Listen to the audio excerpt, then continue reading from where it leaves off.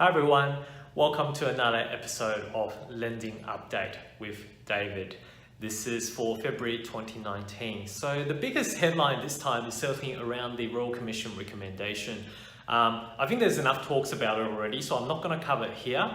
If you'd like to know my thoughts, I've already covered it in a podcast called Spark Your Fire podcast with Jazz and David. So it's available on iTunes and Android and Podbean already. If you haven't actually checked it out, go and have a look. We've got a special episode that covers our thoughts on Royal Commission recommendations, so I'm not going to say it here again. But what I do want to cover here essentially is the Royal Commission recommendation is still a recommendation at this point, okay?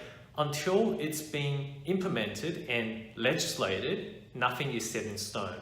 So what happens now essentially is what I'm seeing from the news is that the current government will not be implementing it until after election anyway. So there's still a lot of room at this point to make that happen, and we don't know when it's going to happen. So just keep an eye out on this space, and I'll keep everyone updated moving forward as well. But because brokers are the ones that's basically shoved under the bus, you will actually see a lot of broker associations putting through campaigns, and that's through TV, newspaper, all sorts of media, billboards, etc. So you'll see a lot of that promoting that don't kill the competition. And certainly there's a petition that if you support brokers, we're more than welcome for you to actually sign that petition so that we can ensure that the competition remains in the lending space.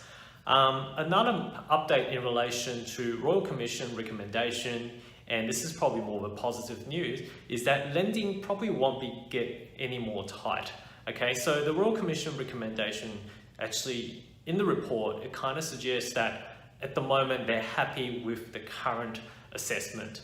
And you know, that's why they don't suggest any changes to that. Now, albeit that there could be refinements, but the good news here is there shouldn't be any tighter, okay? So hopefully, and fingers crossed that later down this year, there will be some credit easing instead. Another thing in February that I'm seeing is that investors are starting to come back into the market as well. I mean, I had a fairly quiet investor January, put it that way. Most of the inquiries are in relation to first home buyers and owner occupiers, but in February, I'm starting to see the volume starting to come back up. Investors are starting to inquire again and looking to purchase and get into the market.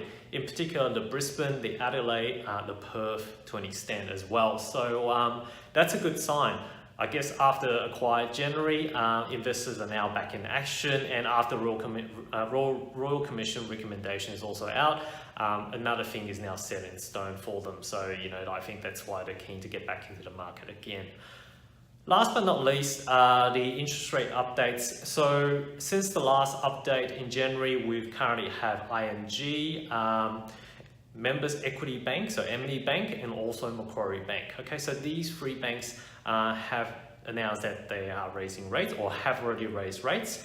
If you're their customers, I'll suggest you have a look and check out how that impacts you. And look, you know, if you're uncertain about where the rate's currently going, talk to your mortgage broker just to see whether you can actually get a better discount or even look at fixing. I'm David from lendpower. This is the February 2019 lending update, and I'll see you in next month.